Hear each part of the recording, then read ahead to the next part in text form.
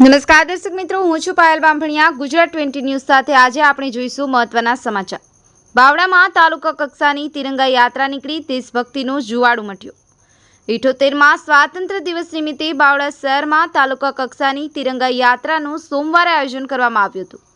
બાવળાની આકે વિદ્યા મંદિર સ્કૂલથી નવી બજાર થઈ અને બાવળા એપીએમસી સુધી ભવ્યાતિ ભવ્ય તિરંગા યાત્રા નીકળી હતી.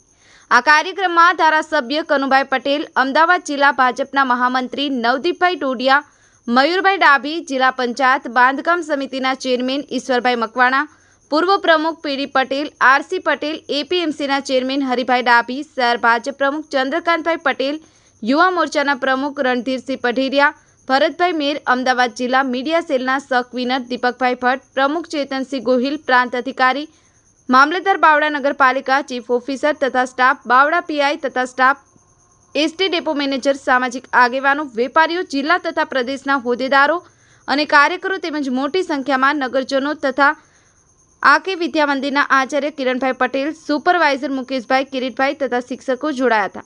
આ પ્રસંગે પ્રધાનમંત્રી નરેન્દ્રભાઈ મોદીના આહવાન મુજબ આગામી 15 ઓગસ્ટના સ્વાતંત્ર્ય દિન નિમિત્તે હર ઘર તિરંગા લગાવવાનું પ્રણ લેવામાં આવ્યું હતું. આજરોજ બાવળા તાલુકા મુકામે આપણા સૌના આકે વિદ્યા મંદિર વિદ્યાર્થી મિત્રો યશસ્વી નરેન્દ્રભાઈ મોદી સાહેબ દ્વારા સમગ્ર ભારત દેશની અંદર તિરંગા યાત્રા, આપણા તિરંગાનું આન માન અને શાન જળવાઈ રહે એના માટે થઈને સમગ્ર ભારત દેશની અંદર આયોજન કરવામાં આવ્યું છે.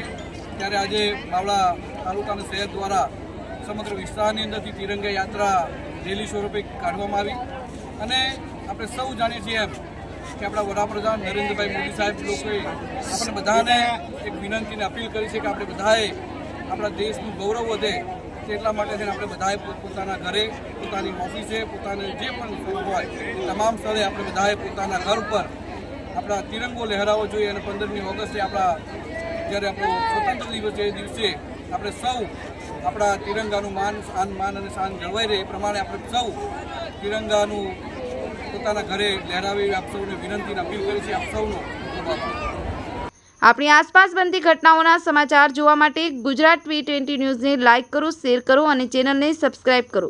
ગુજરાત 20 ન્યૂઝ ધોળકા.